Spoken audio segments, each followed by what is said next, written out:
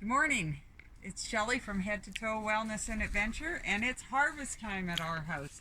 We're going to just quickly show you each row that we're going to be harvesting today. It'll be a long morning for us, so I'll just quickly show you. We'll be harvesting first our tomatoes. There's the indigo rose that I have talked about before, and we'll be harvesting other tomatoes as well. We'll also harvest even the tomatoes that have not ripened yet. We will take those inside and they'll be put in between newspaper to ripen for us to use later. And now let's go on to the next thing. As I am, it's starting to go to seed, definitely time to pull it. I've never planted this before. What is it again? It's fennel. And I did pull one, and as you can see, it's got quite a long root on it, and this is the part we will cook with. So it's a beautiful licoricey taste. Fennel is a lovely favorite in our house. We also have onions right here that we'll be pulling today, and those will come in for us to use right away. Next, the carrots and parsnips.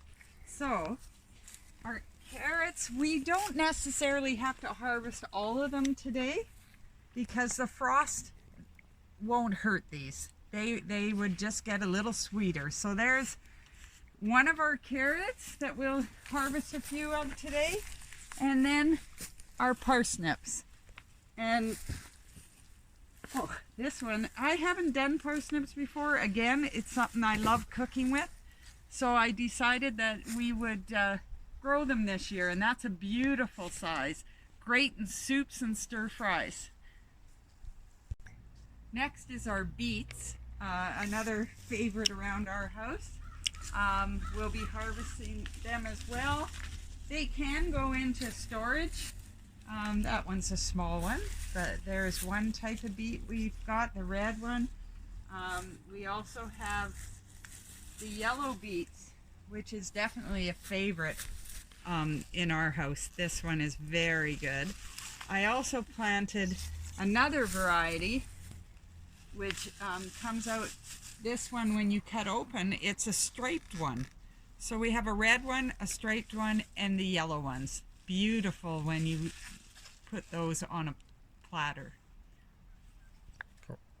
So just so we're clear, we have been harvesting like since probably the end of August. We do a little bit when we need stuff or when it's ready. So broccoli, for example, we've been harvesting for a while, but it still keeps giving you little shoots that you can use, which is wonderful.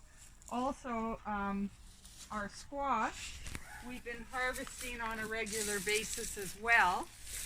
And as you can see, it just keeps on producing. So there's a few more for us to use as well. I think a critter got at one of them. Yes, that happens at times. So this one will be cut and used right away. We also have been harvesting our spaghetti squashes and butternut squashes.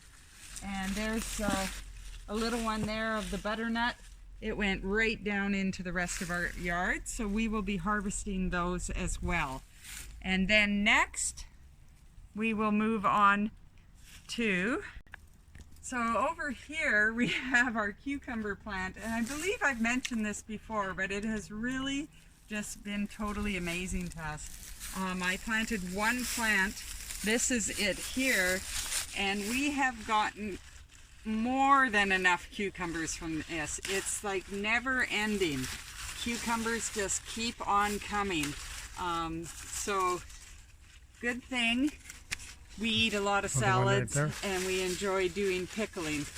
So there's more still growing, still coming. It's just been incredible. I would definitely do one plant only. So this has quickly become like my favorite way to do beans. So pole beans are amazing.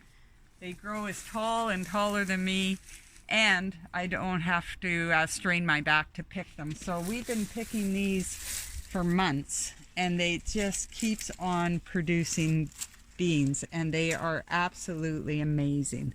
So definitely something to look at if you don't want to be straining your back.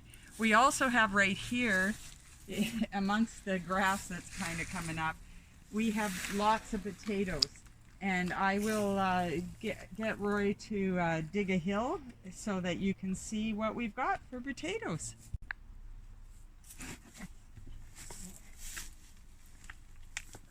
Here we go. We'll see what we got here. Can you show us a couple, Roy?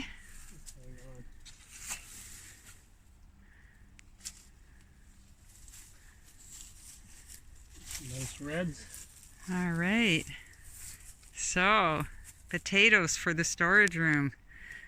We've got a cold room that those will go into a burlap bag or a box with some straw and such to keep them fresh. And then something I forgot to mention, we also did some peppers. So we do have some coming, which is great. Not as good as I had hoped they'd be, but there was a lot of smoke and heat this year, so who knows, right? So as you can see, we're going to have plenty of lovely vegetables for ourselves this winter, and making pickles and salsa. It's just a lovely way to eat fresh, healthy, and just stay healthy with our homegrown organic vegetables and produce. So this is what we're going to be up to for the rest of today, is doing some harvest. And I want to thank you for being here and following Head to Toe Wellness and Adventure.